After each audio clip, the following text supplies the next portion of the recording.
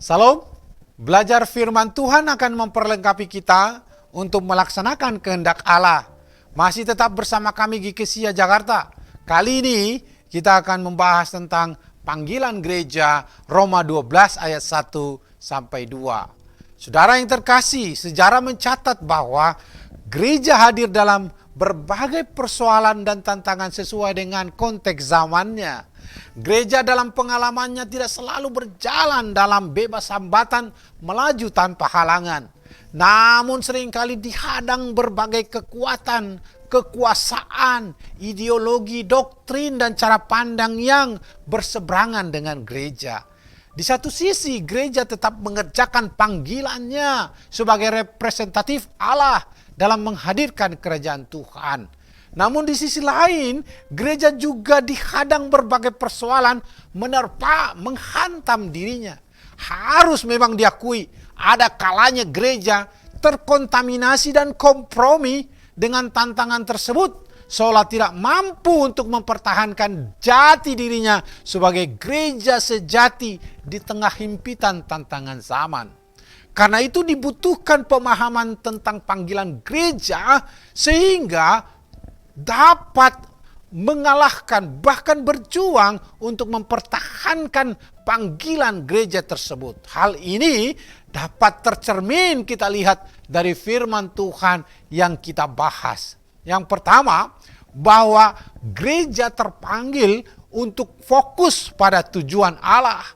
Nas firman Tuhan ini didahului dengan ayat kunci dan sebagai pengantara dari perikop pasal 11 dan 12, bahwa sebab segala sesuatu adalah dari Dia, oleh Dia, dan kepada Dia. Bagi Dialah kemuliaan sampai selama-lamanya. Roma 11 ayat 36. Saudara, hal ini menekankan bahwa gereja juga mestinya terarah kepada pemuliaan bagi Dia, pemuliaan bagi Tuhan. Hal yang sama diulangi oleh Rasul Paulus dalam Roma 12 ayat 1 dan 2. Bahwa hidup jemaat Tuhan senantiasa diperuntukkan hanya untuk Tuhan dan berkenan kepadanya. Gereja dihadirkan oleh Allah bukan lagi berpusat pada dirinya, melainkan kepada Allah sebagai pemilik tunggal. Gereja yang dikehendaki Tuhan merupakan gereja yang melayani Dia dan memusatkan perhatian kepada Tuhan. Kapan gereja beralih fokusnya dari Tuhan? Manakala gereja tersebut cenderung pada diri sendiri. Manakala penyembahan ibadah bukan lagi berpusat kepada Tuhan. Gereja fokus kepada tujuan, bukan lagi kepada tujuan Allah. Manakala ketika jemaat mulai meninggalkan kehidupan persekutuan dalam jemaat, melalaikan tanggung jawabnya. Gereja akan fokus kepada Tuhan tatkala utama yang diberikan oleh gereja itu hanya pemuliaan kepada Tuhan semata. Saudaraku yang dikasihi Tuhan, yang kedua adalah gereja terpanggil berubah menuju kepada kebenaran sejati.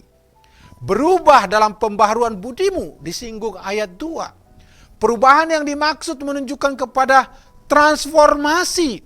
Apa pengertiannya adalah perubahan bentuk, kesediaan untuk diubah dalam bentuk dan keadaan sebelumnya. Karena itu, perubahan ini menunjukkan perubahan yang sungguh-sungguh terus datang kepada Tuhan.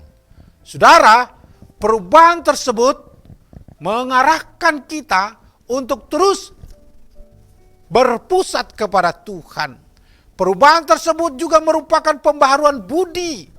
Artinya perubahan pikiran, cara pandang, sehingga benar di hadapan Tuhan. Sentuhan terhadap perubahan pikiran berdampak kepada perilaku kita.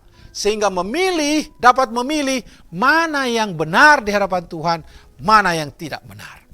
Maka cara pandang yang benar ini akan berdampak kepada perilaku. Dan sebaliknya, cara pandang yang salah akan berdampak pula pada perilaku yang salah. Saudara, yang ketiga, gereja terpanggil menerangi zamannya. Janganlah kamu menjadi serupa dengan dunia ini, dikatakan dalam ayat 2. Ada kata Yunani kai, lalu, disebut di sana dalam pengertian bahwa kalimat ini, kalimat sebelumnya punya hubungan dengan kalimat sesudahnya. Kalimat itu erat yang menunjukkan bahwa anjuran berikutnya yang disampaikan oleh Rasul Paulus berkaitan kelanjutan pesan untuk ayat berikutnya.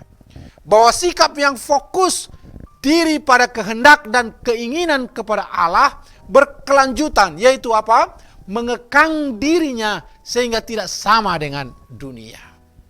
Paulus ingin menekankan bahwa perbedaan antara cara hidup umat Tuhan mengalami pembaharuan dengan cara hidup dunia atau orang yang tidak mengenal Allah.